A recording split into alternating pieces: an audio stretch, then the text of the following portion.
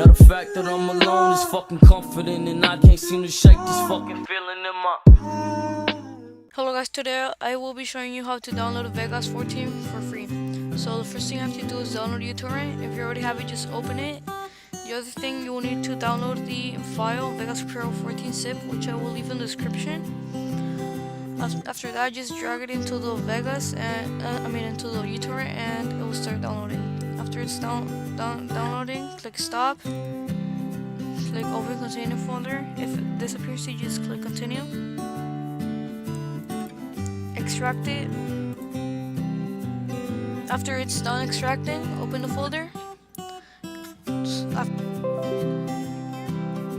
Go to your antivirus. Click on it.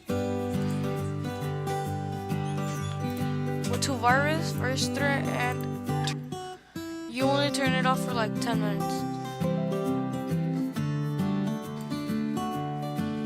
Also, you're supposed to do on the control panel, go system security, Windows Defender firewall, and here turn it off too. Only for 10 minutes.